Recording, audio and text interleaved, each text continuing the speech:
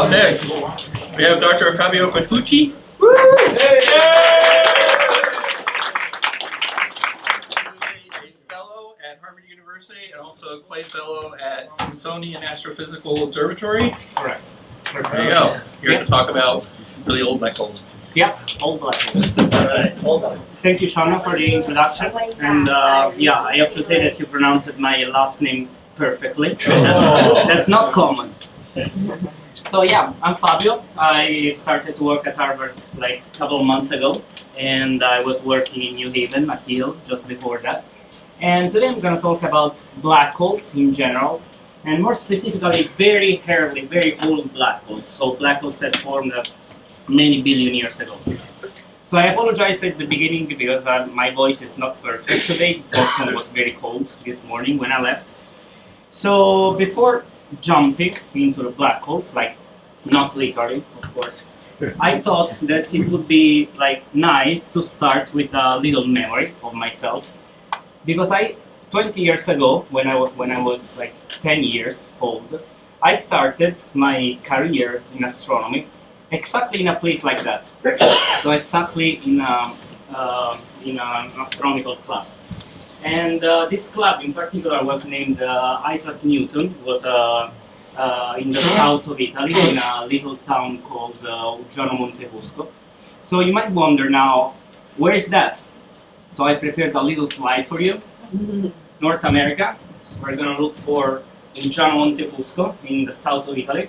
So we're going to turn around the world, Italy, south of Italy, and here is Uggiano Montefusco, and this is the observatory where 20 years ago I started like my astronomical career. And this is literally in the middle of nothing. If you visit the south of Italy, you will understand what I mean. So I like taking pictures at 15 years ago, and this picture, I know that it's not like yours, but that was taken 15 years ago with a very crappy webcam. And this is the Venus transit in front of the sun. This was 2004, and that guy is the founder of that little astronomical club, much smaller than this, much more isolated too. And now that guy is 95 years old, and he's still looking at the stars and organizing legal meetings like this. So it's clearly a sign of passion for astronomy and astronomical outreach. And this is me 15 years ago, maybe, and that's some drawing that I did in 2003 about the opposition of Mars, because I didn't have a camera at that point, so I was just drawing. So after this little parenthesis, just to say that, you know, I really believe that real passions for astronomy do start in place like this, so I'm very happy to be here today, and thank you for inviting me. So now we go into the world of black holes, and I will be like your tour guide for the next half an hour or so. And so I feel a little obliged to tell you where we are going, what are the goals of these little discovery tours. So what I will do is describe, I hope that at the end of this talk you will understand how do black holes form, what kind of black holes are out there, because you will see that there are different categories of black holes. How did the first black holes in the universe form, what I work on specifically, and why are they so important for the evolution of the universe as a whole.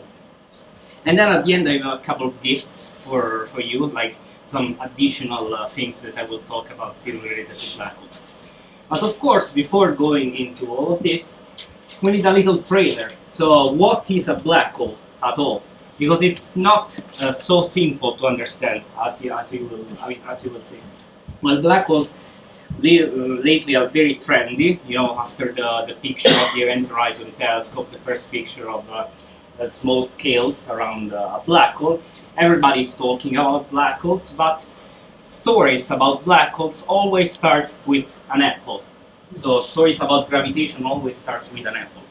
So it's common experience, you know, that if you have an object and you throw it in the sky like this, it will fall back. It's common experience, everybody knows that. And the problem is that we are not able, with our own hands, to throw this pen sufficiently fast at the beginning in order for this pen to leave the gravitational field of the Earth. In principle, it would be possible, and it would be possible in particular if we were able to throw this pen at the so-called escape velocity. So this is the launch of the spacecraft New Horizon towards Pluto. And you see the launcher here needs to accelerate the probe, the spacecraft itself, to a very high speed in order to reach the escape velocity. So what is the escape velocity?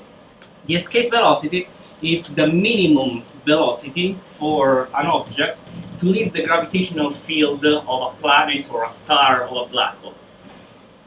More specifically, for the Earth, the escape velocity is 6.8 miles per second, or about 25,000 miles per hour. So it's very, very fast.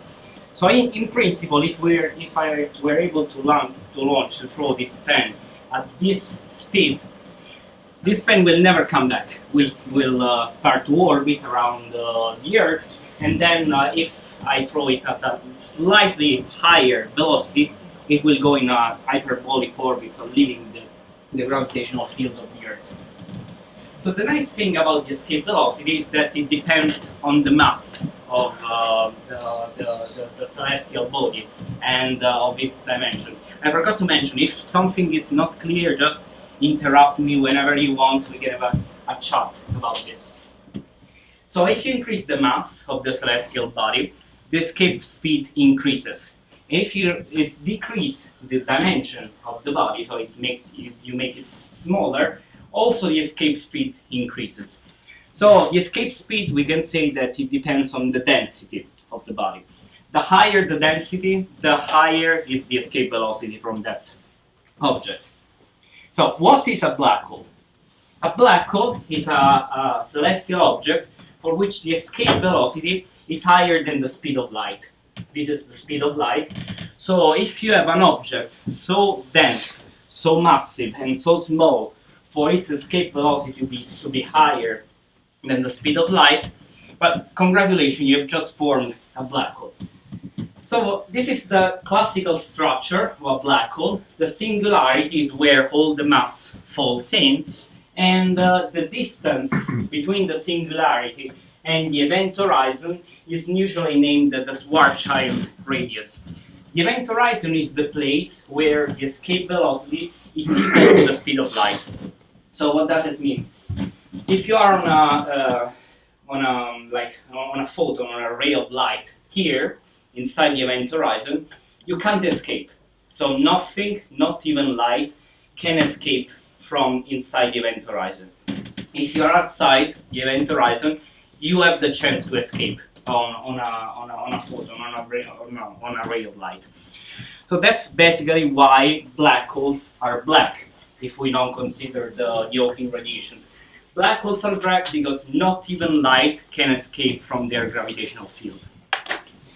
So black holes are very interesting objects from a mathematical and physical point of view for many reasons. Like, there are people like me that spend the entire life studying them. And it's very interesting because if you want to describe a black hole, it's actually a very simple object, much simpler than many people think about. If you want to describe a person, you need a lot of parameters. You know, the color of the air, the height, many parameters to describe it precisely. Instead, for black holes, you just need 3 parameters. So this is the identity card for a black hole. You will realize that this is an Italian identity card. And so the only parameters that we need to completely define the gravitational field of a black hole are the mass, the spin, so if the black hole is rotating, and the charge, the electrical charge. But it happens in nature that astrophysical black holes are electrically neutral, so they don't have charge. So in principle, for real astrophysical black holes, you just need two parameters. Its mass and its spin. So if you are able to give two numbers for a black hole, the mass and the spin, you're able to completely describe the space-time around these black holes. So now I will go through some details and describe why the mass and the spin are important. Let's start from the mass. The mass is the most significant parameter used to describe a black hole because it determines the category. So if a black hole is small or stellar mass black holes, as I will describe in a bit, or if it's a supermassive black hole, the most famous ones maybe. And also the mass determines the dimension of the black hole, the physical dimension of the black hole. As I was saying before, the physical dimension of the black hole is given by the Schwarzschild radius, so the distance between the singularity and the event horizon. And the Schwarzschild radius depends only on the black hole mass, and it increases with the mass of the black hole. So let's make an experiment, like a mental experiment, fortunately. This is the sun. The diameter of the sun is almost 1 million miles across. This is the Earth, for comparison, so it's very, very big. If you were able to compactify, to shrink the sun, the entire sun, to approximately the dimension of Manhattan, like this, about 2 miles, you would have created a black hole. So a black hole is an extremely compact object that forms for some astrophysical reasons that I will talk about in a little bit. So from this slide, from this picture, you might imagine, well, if a star like the sun is transformed into such a small black hole, well, black holes, you might think, are very small objects after all, because what can it be much larger than the sun, you know? Actually, black holes can be very, very large. This is the black hole, this is an image, of course, a representation of the black hole at the center of this galaxy, NGC 1277. It's one of the most mass... Yeah. It's also known as Sagittarius, Sagittarius. Sagittarius A. Sagittarius A is the black hole at the center of the Milky Way, our own galaxy. Yeah, this is much bigger than the Sagittarius A star. Sagittarius A star is about 4.6 million solar masses. This is much smaller, much bigger than that. It's several billions solar masses. So this is one of the most massive black hole that was ever discovered, and this is the event horizon of the black hole. For comparison, this is the Neptune orbit. So this is basically the entire solar system. So you have to imagine that this black hole is a single object, but its dimension is about 10 times bigger than the entire solar system. Jeez. So this How black many hole, solar masses is that? it's about 12 billion solar masses. Yeah. So there are some limitations on how big a black hole can be. There are. There are, and it depends on the way a black hole accretes and shines. I will talk about it in more details in a bit, but very in summary, there are limitations on the maximum mass of a black hole that you can see by observing its electromagnetic radiation. Okay, so if you can observe a black hole, then you know that its mass is about 12 or 15 billion solar masses at most. Okay, but black holes can grow bigger than that, and can grow bigger by merging with each other. But we can't directly observe them because the accretion disk that is around the black hole can't form for such massive black holes, more massive than that. So this black hole, this huge monster, is at the center of this galaxy, NGC 1277. This is like the central part of the galaxy. It's an elliptical galaxy, it's a very big galaxy. And the part that you can see here is the light that is produced by the environment around the black hole. So you can't see the black hole, of course, because it's much, much smaller than the galaxy itself. If you compare the dimension of a typical galaxy with the dimension of the black hole at the center, there are about 12 different orders of magnitude in dimension in between them. So black holes are very small compared to the galaxy that is hosting them. So this is about the black hole mass, and the second parameter, as I was mentioning before, is the spin. And I thought that a video would be easier to understand than many words. So this is a black hole. It's orbiting around a supermassive star, and it's basically swallowing some mass from its companion star. And as you can see, the black hole this is the event horizon of the black hole, is rotating around its own axis, and this is due to the fact that it's accreting gas, so it's accreting gas that is rotating as well. Why the spin is important? The spin is important because it's very important to create jets. So in many black holes around there, we see that there are jets emitted by the poles of the black hole itself. And we believe that the formation of these jets is connected with the presence of a magnetic field around the black hole, and the fact that the black hole is very rapidly rotating. So you might have a question so far, at least one. As I said before, black holes can't emit a single ray of light. Okay, because the escape velocity from the event horizon is larger than the speed of light. So how do we see them? That's the problem, because we see black holes. Okay. Well, the point is, it's true that black holes don't emit a single ray of light from the event horizon, but the environment around black holes can be extremely bright. And how does it come? What's the reason for that? So this is an animation, of course. There is a black hole at the center, and as you can see, there is a lot of gas that is falling towards the center, towards the gravitational well of the black hole itself. So this gas is being accelerated by the black hole itself, and is being eaten up by the gravitational field of the black hole.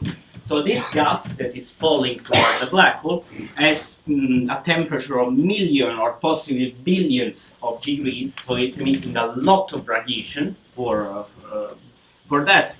And this is the reason why we can observe the environments around the black hole. Yes? So is the heating of the gas around the black holes and accretion, is that due to tidal heating, like from the gravitational pull on it? What makes it so hot? No, it's not necessarily tidal heating. It's a transfer between the gravitational potential. So you have a particle that is very far away from the black hole, okay? So with respect to the black hole, this particle has a lot of gravitational potential energy. So it's falling toward the black hole, okay? This particle is emitting radiation because it's interacting with other particles in the accretion disk. So what causes the emission of radiation is the friction between this particle and all the other particles that are falling in the same direction in the accretion disk. So the particles in the accretion disk are just slamming into each other so much Yeah, that basically. they're at such high speeds. Mm-hmm. That they heat Because up. it's not an ordered motion, you know, particles bump into each other, and each time they bump, they emit a photon. Okay, makes sense. I have a question. So, the magnetic field. So you mentioned earlier that the black hole itself, its astrophysical in nature, is neutral. Yes. Neutral. So is the magnetic field actually a property of the black hole, or is it coming from the accretion disk? It comes from the accretion disk, from the environment around the accretion disk. Because black hole itself... minus an accretion disk, we don't have a magnetic field. No, we don't. Yeah, because black hole themselves are electrically neutral. So they don't have charge, or if they have a charge, they discharge very rapidly. So that's a feature of all black holes, though, isn't it, as an accretion disk? What? Isn't that a feature of all black holes? Depends on where it is.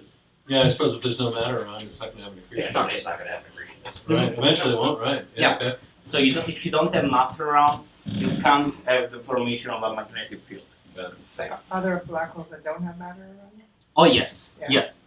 I mean, There could be a lot of them. The problem is that we don't see them electromagnetically. Okay, and this is an entire, an entire field that is looking for black holes that can't be observed electromagnetically. And how do you observe them? With gravitational waves.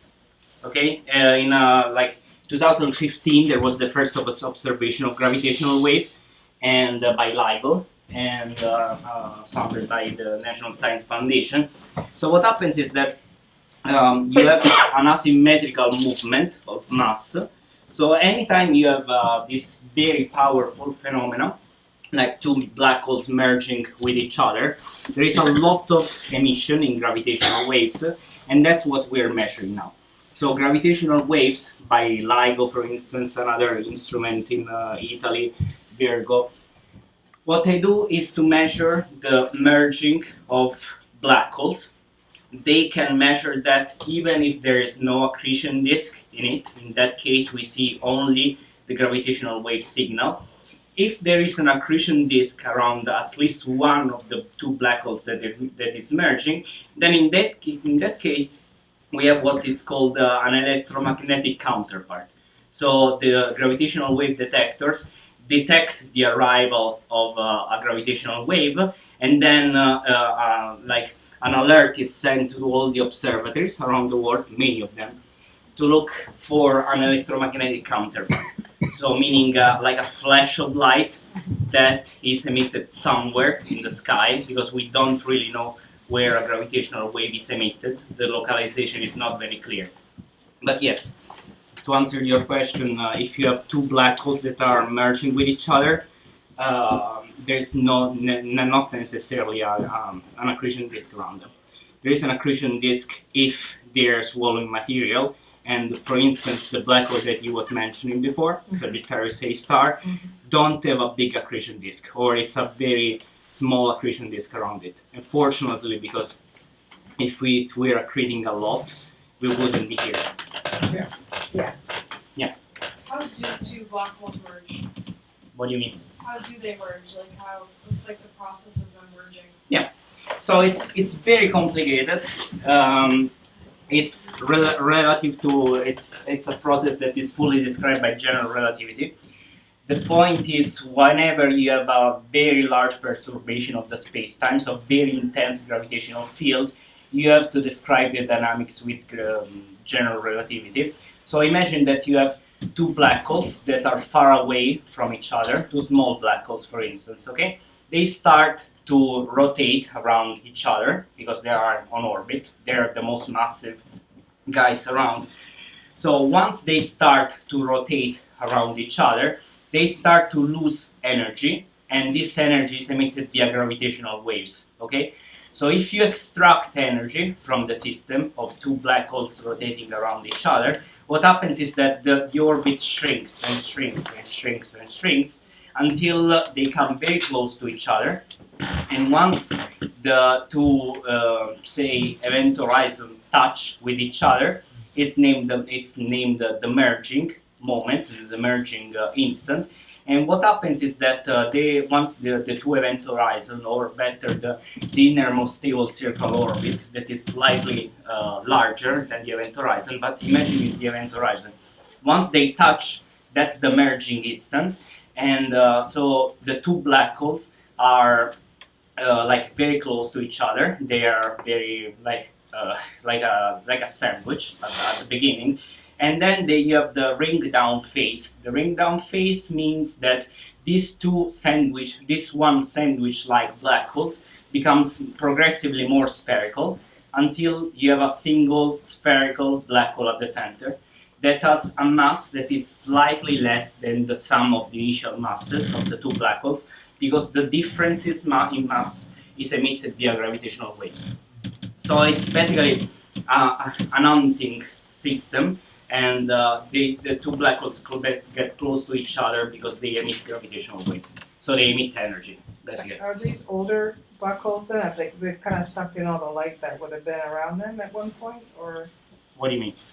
Well, if there's no accretion, there's no light, right? So,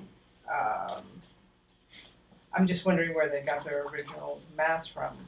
Oh, well, they form at a given mass, okay? If they are formed, as I will tell you in a moment, if they form at the end of the lifetime of a supermassive star, then they are small black holes, then they accrete mass and they can grow up, or they can grow up also via merging events, so as I was telling, merging with each other. Okay, so black holes can grow either by accretion, so accreting gas, or merging with other black holes. Okay? Is the merging of black holes the only event when you can actually measure gravitational waves? No, there are many events that, I mean, everything that moves in the space-time creates a gravitational wave as long as it's asymmetrical, so it's not perfectly symmetrical. For instance, the presence of the sun at the center of the solar system doesn't create a gravitational wave by itself. Okay, if you make the sun disappear, the fact that the sun disappeared will propagate in the solar system with a gravitational wave at the speed of light. Okay, so it's like a gravitational information that is propagating. Okay, a single black hole by itself don't create a gravitational wave. A couple of black holes orbiting with each other create gravitational wave. If you have a star, for instance, that is collapsing, and the star is perfectly spherical, perfectly symmetrical, you don't have the emission of gravitational wave because it's a perfectly symmetrical system. But if the star is rotating very rapidly around its rotation axis, then you have that it's not perfectly asymmetrical because around the equator is larger. Then if this star collapses, you have the emission of gravitational waves.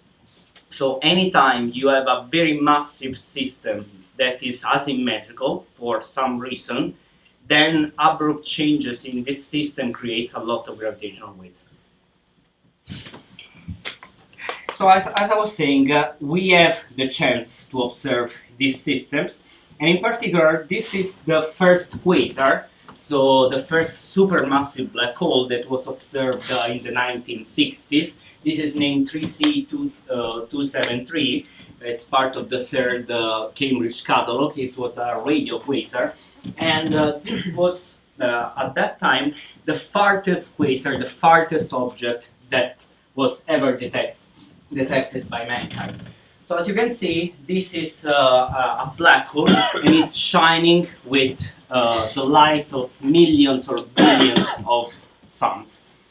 So this is a simulation that I wanted to show you. I will go very quickly about this. This is the black hole at the center, okay? On the right part, there is gas that is falling into the black hole, and on the left part, you have the radiative flux, meaning light that is being emitted by the region around the event horizon. So, as you can see, I will go back slightly to make you fully appreciate that. Gas is falling onto the black hole. As soon as it gets heated up, you have a huge emission of radiation, especially along the poles. So it's a synonym saying that gas falls into a black hole, so the black hole is shining. Okay. So our black holes formed, as I was saying before. So if you have a small star like the sun is a small star, at the end of its lifetime, when it has burned all the hydrogen at the center of its nucleus, it forms a planetary nebula, and then it forms a white dwarf, which is not interesting, in my opinion, because I want to form a black hole, you know? So I will just skip that. I always say, joking with some of my colleagues, that stars, in my opinion, are interesting only because they form black holes, you know, because otherwise, who needs stars, after all? Yeah. So if you have a large star, instead, at the end of its lifetime, it will explode into a supernova, most likely, and depending on the initial mass of the star, you can either form a neutron star or a black hole. You form a black hole if the initial mass of the star is about 15 times more massive than the Sun. So no worries, because the Sun will not form a black hole, will turn into a white dwarf. So this is a way, the classical way, in which you can form a black hole. This is a family portrait of black holes, and this is just to show you the different categories of black holes that are out there. So this is the object mass relative to the Sun. So for instance, 100 means 100 times the mass of the Sun. Here, we don't care about neutron stars and white dwarfs, as I said before. Here, in the left-hand part of the diagram, you have stellar black holes. So stellar black holes are formed from the mechanism that I explained you before, so at the end of the lifetime of a star. Instead, on the other end, you have supermassive black holes. So these black holes are found at the center of galaxies, and we now believe that every sufficiently massive galaxy, including our own galaxy, contains a supermassive black hole at its center. So at the center, between stellar mass black holes and supermassive black holes, there are intermediate mass black holes, approximately between I would say at 10 to the 3, so 1,000 and 1 million solar masses. Now, it depends on the definition. So, we don't really know how these black holes are formed, probably from accretion and growth from stellar mass black holes. The problem is that to go from a stellar mass black hole to a supermassive black hole through accretion and through mergers, as I was mentioning before, this process requires a very, very long time. So let's have a very brief history of the universe, a brief history of time. Here on the left we have the Big Bang, the beginning of time, and here it's us. So the modern universe with all galaxies and stars and planets and us. So now it's about 13.7 billion light years after the Big Bang. This is approximately the age of the universe. And I also indicated in on this diagram some other period that are our interest. For instance, this is the peak of black hole activity, or quasar activity, as astronomers call them, and that happened about 2 billion years after the Big Bang. But the first giant black holes, or quasars as we call them, were observed approximately 1 billion years after the Big Bang, so when approximately the first galaxies were also formed. And the problem is that the first black holes were formed here in the so-called dark ages of the universe, so approximately when the universe was 200, 300 mega years, a million years after the Big Bang. So you see that there is a little problem here. So we formed the first black holes in the dark ages, but a few million years after, we already see that there are supermassive black holes. But I mentioned you before that you need a long time to form these supermassive black holes. Yes? You say a long time, how much time? What? How much time? So you need approximately 1 billion years at least. But the problem is that between the dark ages and the observation of the first quasars, there is approximately 500 million years. So we are 50% short.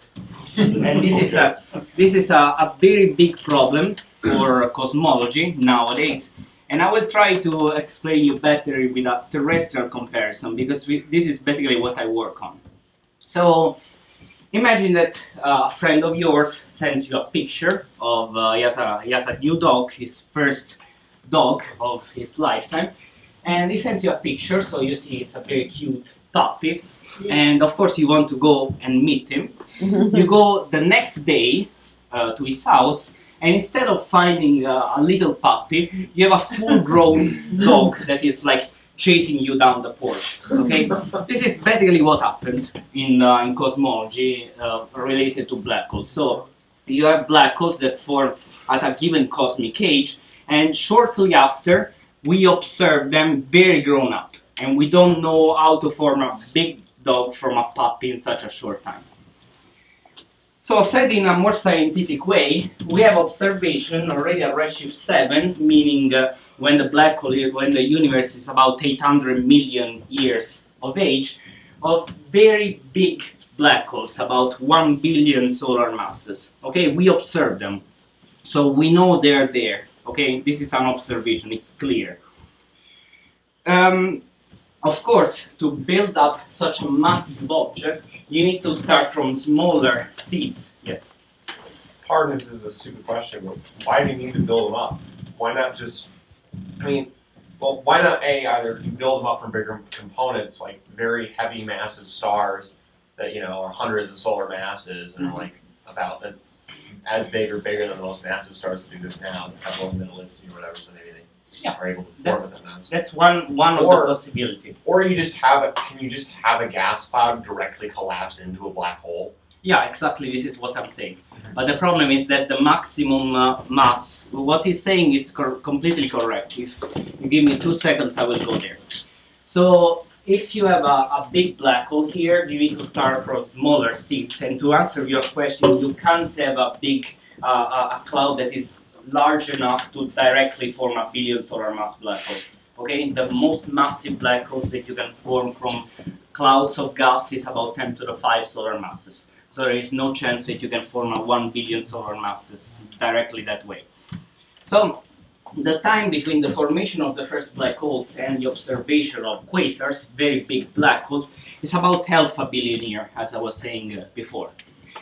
So you can either form small black holes, for instance, from normal stars or POP3 stars, as he was saying, so low metallicity stars, so you form bigger black holes, or the problem is that most likely this channel is prohibited because there is no sufficient time to form very massive black holes directly from that.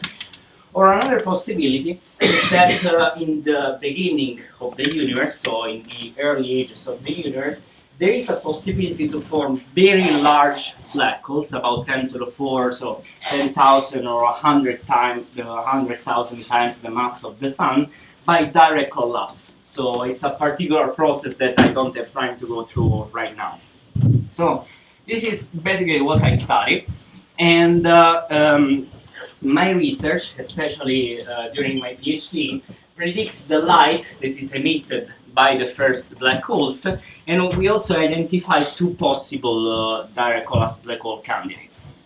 So in the last couple of minutes, I just wanted to understand, to explain a little better what's the connection between galaxies and black holes, because I said before, every galaxy has a black hole at the center, a very big one.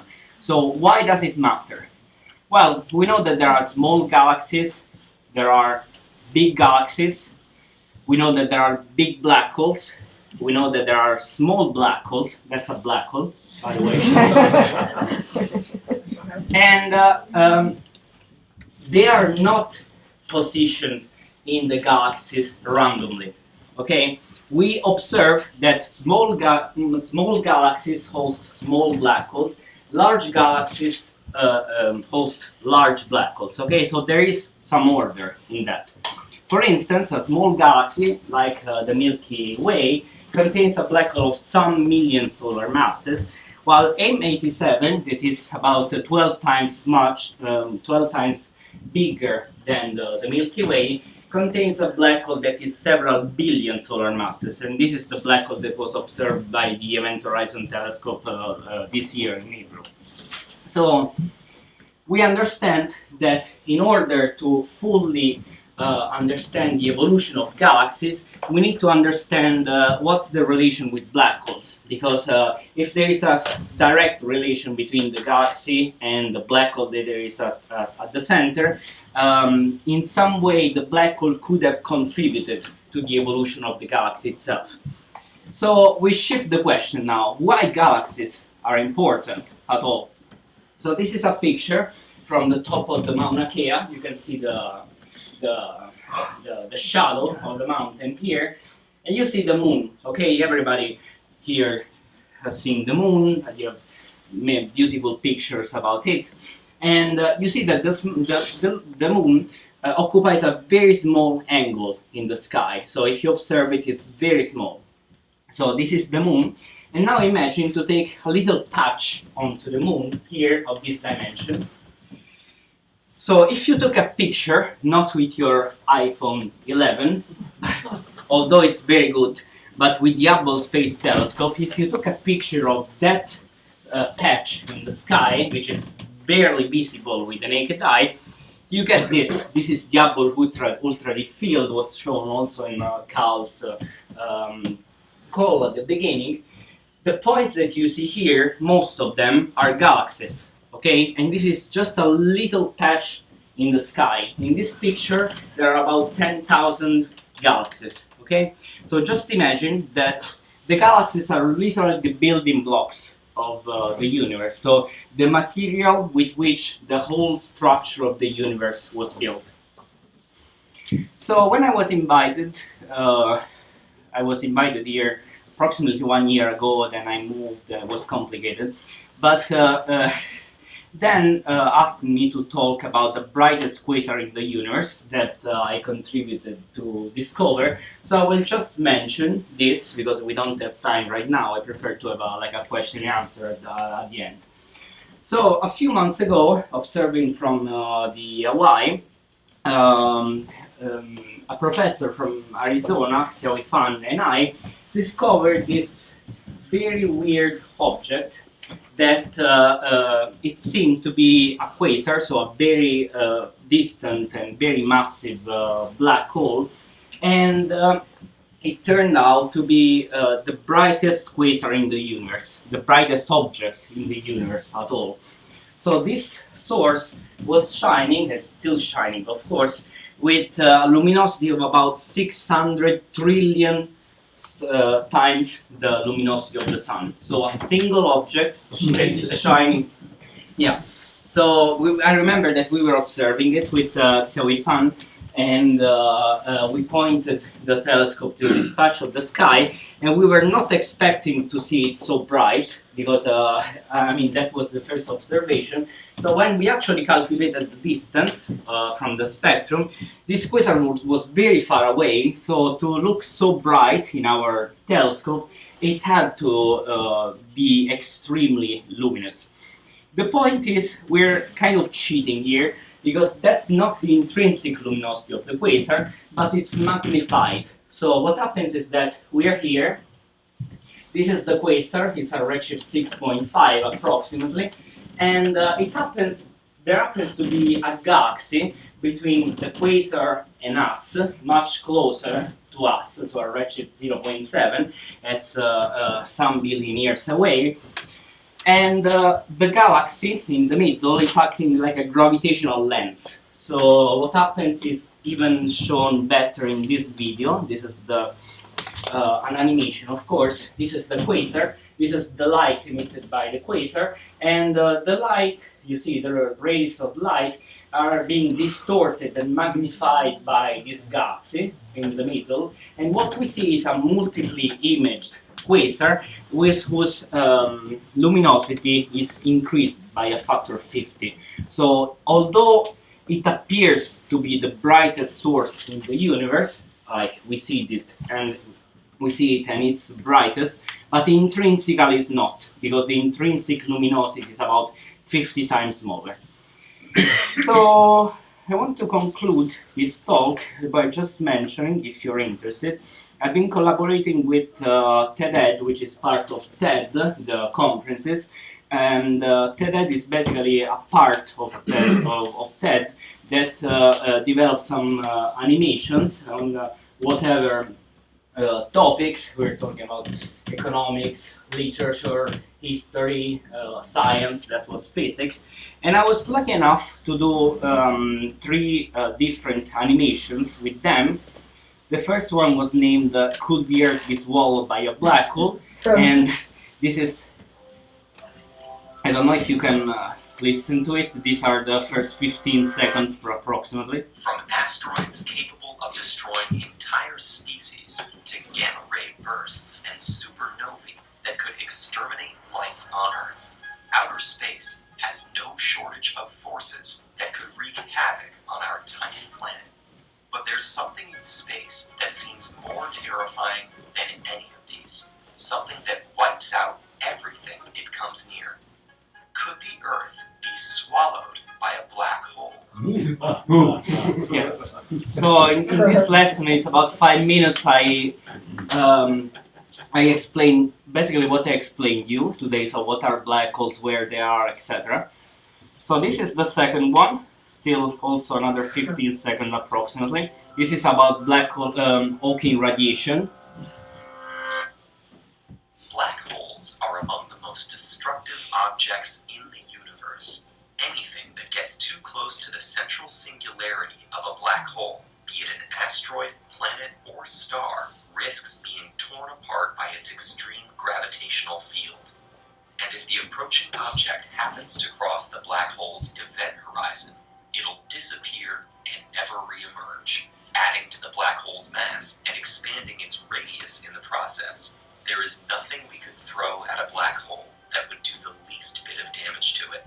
Even another black hole won't destroy it. The two will simply merge into a larger black hole, releasing a bit of energy as gravitational waves in the process. By some accounts, it's possible that the universe may eventually consist entirely of black holes in a very distant future, and yet there may be a way to destroy or evaporate these objects after all. If the theory is true, all we need to do is to wait. This is Stephen Hawking, of course. And the last one is about the black hole information paradox, and this is the last thing that I will show you today. These are like 5 minutes lessons if you want to have a look at them.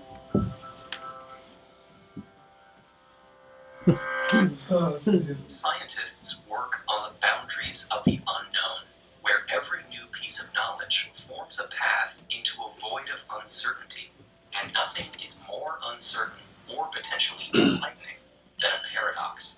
Throughout history, paradoxes have threatened to undermine everything we know, and just as often, they've reshaped our understanding of the world.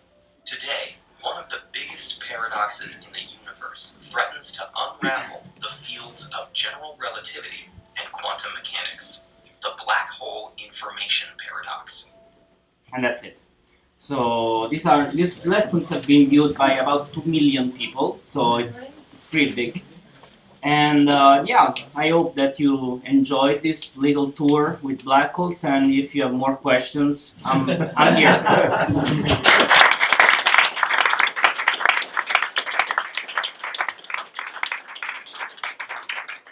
Now, the stuff that's going into the black hole right at the horizon, we're not talking about atoms because it's too hot and the speed is too high. So we're talking about quarks, we're talking about just photons, electrons, right? So that's the stuff that's going in.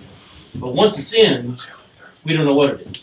We don't know what it is. We don't know what those particles or even radiation turns into.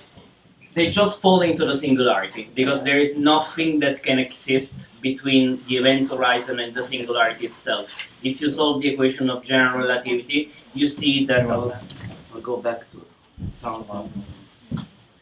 I just go to the event horizon thing, so it's easier. So the equation of general relativity, if you solve them, tells you that nothing can exist between the singularity and the event horizon. Okay, if you have a particle, if you have a photon, okay, that it's here, this photon is forced to fall directly into the singularity. There is no way it can increase its radius, so its distance from the singularity. Okay, but in theory, that singularity is made up of one thing, not quarks. Yeah, we don't know what it is. I mean, there are models. Presumably, all those things can collapse into one thing, yes, which we don't know. The big problem with black holes is that they are at the verge between general relativity and quantum mechanics. Yeah. So black holes are extremely massive objects, so in order to describe their gravitational field you need general relativity, but they are also extremely small objects. So the singularity is theoretically on the Planck length scale, so you need quantum physics at that point. As we don't really know how to merge general relativity and quantum physics, the problem is that we don't really know what a singularity is. So it's like a point of infinite density. And Einstein never saw, or there was no evidence of a black hole before he died, right? Exactly. Well, I don't know exactly when Einstein died. He died in 55. Okay, so the first black holes that were observed were in the 60s.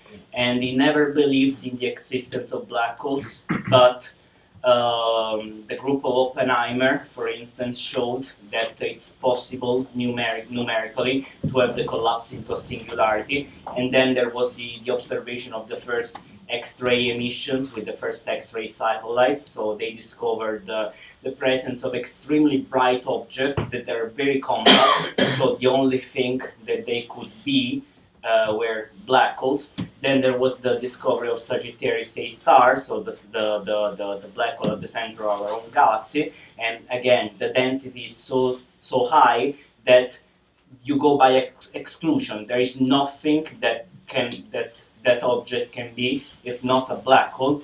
Until we reached 2019 with the Event Horizon Telescope and the first direct observation of the black hole. Because before the EHT, the only thing that we could measure were the indirect consequence of the presence of a black hole. But what the EHT showed is a real black hole. It's almost as close as the Event Horizon.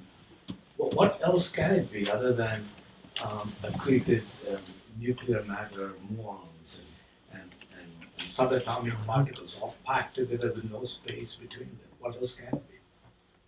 I don't know. I would win the Nobel Prize. That's what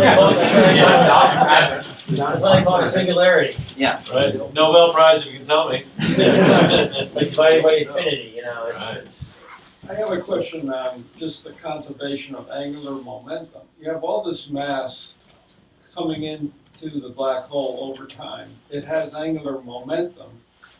When it goes in, at least the theory says it all has to collapse to a singularity. Where's the conservation of angular momentum? It's infinitesimal in size. Yeah. So how can you have angular momentum when you have no radius? Yeah, of course. So the conservation of angular momentum is valid until the event horizon. Okay, what happens is that particles falls in. Of course, they have a non-zero angular momentum, so they start to orbit around the black hole, unless they have exactly the velocity towards the event horizon. But in general, it's very unlikely. So they start to orbit. What brings them closer to the black hole is that to the event horizon is that they lose angular momentum because they jump into each other in the accretion disk. So that's what makes the angular momentum to go down. Once you reach not even the event horizon, once you reach the innermost stable circle orbit, the ISCO. Actually, I think I have an image here. I didn't show it because this one. So this is the same picture but on bigger scales. Okay, this is the singularity at the center. This is the event horizon, and this is what it's called the ISCO, or the innermost stable circle orbit. For a Schwarzschild black hole, so a non-rotating black hole, is 3 times the Schwarzschild radius. What happens is that once a particle, like a massive particle, not a photon, reaches the innermost stable circular orbit, for a general relativistic solution, it falls directly into the black hole. So it loses its angular momentum because it's thrown towards the center by a general relativistic instability. Mm-hmm. So for the Newtonian case, like the classical case, you couldn't fall directly into the black hole, but with general relativistic corrections, you do fall into a black hole on a very short time once you reach this scale. For photons, there is the photon ring, the photon radius that is slightly inside the ISCO radius, so it's approximately here, halfway, and that's the ISCO for photons, basically. Once a photon reaches the photon radius, it falls directly into the event horizon. And the photon radius is what you see in the Ph.D. image, the famous one. You don't really see the event horizon because it's slightly smaller. So as these particles, you're saying general relativity for a regular particle, not a photon. It basically, if it had angular momentum, it effectively turns itself to go straight in, correct? Yeah. So there has to be some radiation. That's a huge acceleration of the particle. You're radiating away. So that's that's some of the radiation that we see? Yeah. If the radiation is still outside the photon Yes, radius, well, then you can still You're see. saying it's outside the Yeah. Schwarzschild radius. That's my question is the gamma ray bursts that emit from a black hole that must come outside of the event horizon. Mm-hmm. What? That must come from outside of the event horizon. Yes, At if- the event if you horizon, not inside the black hole. Yeah. If you see light, it comes from outside the event horizon. Yeah, for sure. Even the gamma ray? Yeah, because Everything. nothing Yeah. escapes the event. Also, the gamma rays move at the speed of light. Everything, like in the whole electromagnetic spectrum, it all moves at the speed of light. How about information? Is that always lost? Well, that's a very long story. Yeah. I will make it very short. And so what happens is that information as we mean it is like the collection of all the information, all the quantum properties of an object. So if you know exactly the position, the velocity of each particle that makes up an object, then you know its quantum, its information. So what happens is that there is a general rule in physics that the information is conserved. Otherwise, it would be a real problem for physics because we couldn't simulate things backward in time. But once an object falls into a black hole, then in principle the information also falls into the black hole. That's not a big deal because it can still be conserved into the black hole. But then you have Hawking radiation, so the fact that the black hole evaporates and emits photons outside, these photons are unrelated to the information that fell in, so there is no way that information is conserved. But it's a very long story. Yeah. Thank you. So I have two questions. One, I can actually enunciate. The other one is going to take a bit. But spin. I used the word spin. You didn't use the word rotation, but we'll go with rotation. What is rotating? Is that also just the accretion disk, or are you actually saying somehow this event horizon The event horizon is rotating? But it's a Exactly. perfect sphere, is it not? It's a sphere. Well, if for a Schwarzschild radius, it's a perfect sphere. Yeah. For a rotating black hole, it's something closer to it because you have an ergosphere. Okay. Yeah. What's rotating? If the only source of mass is now the singularity, which has no size, there's probably no answer here. But in what sense is it rotating? Okay. It's got a speed, right? What happens is that imagine there is a black hole. Okay. Assume that it's not rotating at the beginning. Okay. So it's named a Schwarzschild black hole. Okay. What happens is that some particles with angular momentum are starting to rotate around the event horizon. The event horizon is still fixed, it's not rotating at the beginning, okay? So, as I was saying before, in order for this particle to actually fall into the black hole, they have to shed, to eliminate some of the angular momentum, okay? So there is a angular momentum transfer between the rotating matter in the accretion disk and the event horizon itself, okay? The event horizon is not a surface, okay? It's just a mathematical surface. It's not, you can't touch an event horizon. But there is a general relativistic effect that is named the lens steering effect that tells you that black holes are so weird that once a black hole is starting to rotate, then it's not only the event horizon that is rotating, but also the space-time just around the event horizon, okay? So you just imagine that in Newtonian physics, you have a fixed coordinate system. Instead, around the black hole, the entire coordinate system is rotating with the black hole. Like frame dragging? Yeah, the frame dragging is the lens steering effect. So that's what basically transfers some of the angular momentum from the accreting matter to the event horizon, because the event horizon is kind of part of the same reference system, so everything starts to spin with the same angular momentum. So what happens is that matter loses angular momentum and falls in, while the event horizon spins up, so it starts to rotate. So maybe a related question, and maybe very hard to explain to me. Time is all messed up here too, then, yes? Yes. I mean, you say it's space-time, and that time dimension is always a problem. So when we think about, as an example, you're talking about the requirement that if you had a proto-supermassive black hole, it took a period of time for it to expand. Are we taking all that into account when we talk about that time? Yeah. Is the time that we observe from the outside, or is it its own intrinsic time that needs a billion years to accrete? No, it's the time in our reference frame. We are sufficiently far away from the black holes that relativistic corrections are not applied to our reference frame. But they're applied to what we see in the environment. Of course.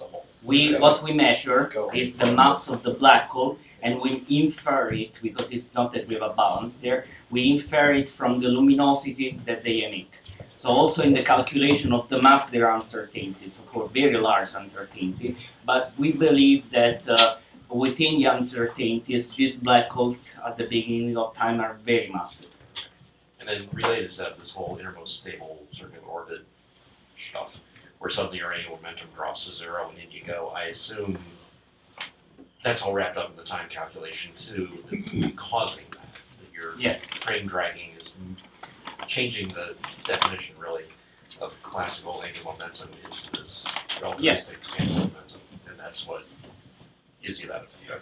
Time in black holes is a very weird thing. I will just tell you that so you can think about it at night. Thanks. So if you are outside a black hole, okay, like everybody here, we can move in space, so we can go up, down, right, left, wherever, but we can't choose where to move in time, because the arrow of time in our space-time is fixed.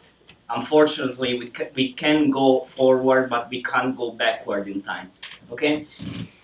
Inside an event horizon, and think about this tonight, these things are completely reversed. So what you can do is to move in time, but you are forced in one direction in space.